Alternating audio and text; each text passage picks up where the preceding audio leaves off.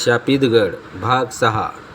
भरपूर धावल्यामुळे आमचं संपूर्ण शरीर ओलीचिंब झालं होतं. थोड्याच वेळात ते भुई आमच्यासमोर येऊन उभे राहिले. मी मनातल्या मनात भीमरूपी बोलायला सुरुवात केली.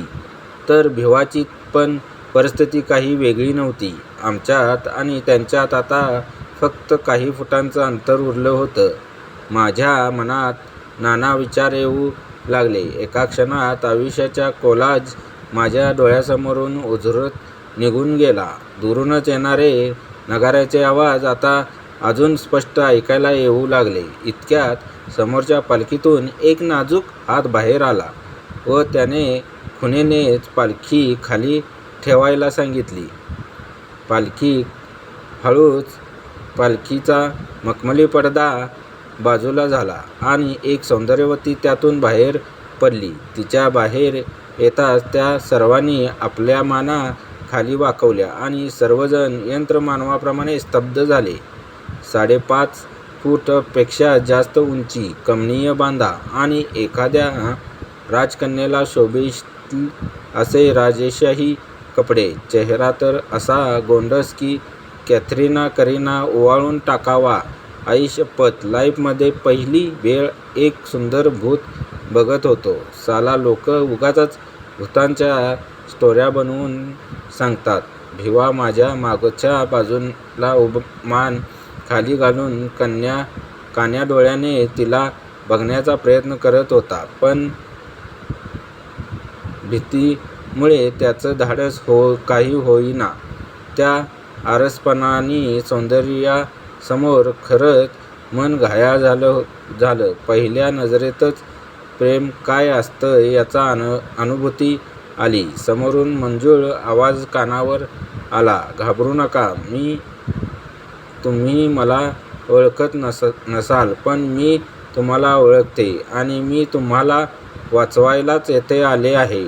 तुमचा भाऊ पंडित आता कोठे असेल हेही मला माहीत आहे, पण मला तुमची मदत हवी आहे या गडाला शापमुक्त करण्यासाठी. कारण आज जर का तो त्याच्या मनसुब्यामध्ये यशस्वी झाला तर कदाचित तो एका नवीन पर्वाचा उदय असेल. आपण कोणाविषयी बोलताय आणि कशावरून तुम्ही बोलताय त्यात तथ्य आहे. आम्ही कात म्हणून तुमच्या बोलण्यावर विश्वास ठेवायचा. मी धीर एकवटून बोललो, हे बघा, आपल्याकडे फार कमी वेळ आहे. जर का तो त्या वेताळाच्या मंदिरापर्यंत पोहोचला तर तुमच्यापैकी कोणीच वाचणार नाही आणि मलाही त्याचं गुलाम बनून राहावं लागेल. तो सांगेल ते ऐकावं लागेल. आज एवढी वर्ष तो याच क्षणाची वाट पाहत होता. सर्व योग आता मनाप्रमाणे जुळून आले. त्याला हवा तसा नरदेह मिळाला. नाही, आपल्याला त्याच्या सिद्धीमध्ये विघ्न आणलंच पाहिजे. पण तुम्ही स्वतः कोण आहात? आणि तो म्हणजे तुम्ही राजा ब्रह्मन वर्मा बद्दल बोलताय का? नाही, ते माझे वडील नाहीत. ती जवळजवळ ओरडतच, म्हणजे तुम्ही राजा ब्रह्मन वर्माच्या कन्या आहात? हो, मी त्यांची ज्येष्ठ कन्या राजकुमारी आरोही आहे. आणि ज्यांना तुम्ही ब्रह्मन वर्मा समजताय ते माझे वडील नसून त्यांचा जुळा भाऊ आणि माझा काका समर वर्मा आहे. माझ्या वडिलांनी कठोर मेहनत आणि तपश्चर्येने वेताळाला प्रसन्न केले होतं आणि त्यांच्यामुळे ते आपल्या प्रजेचे शत्रू राज्यापासून संरक्षण करू शकत होते. कलासक्त होते. कित्येक कलाकारांना राजदरबारी त्यांनी अभय दिलं होतं. व्यापारी उदीमही त्यांच्या काळात भरभराटीस आला होता.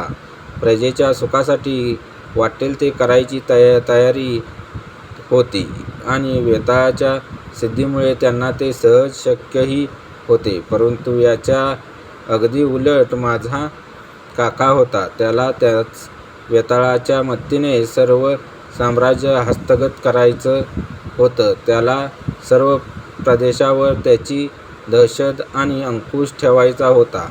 त्याचे हे मनसुबे ज्या क्षणी वडिलांच्या लक्षात आले त्या क्षणी त्यांनी एक राजपत्र काढून राज्यातून त्यांची हकालपट्टी केली.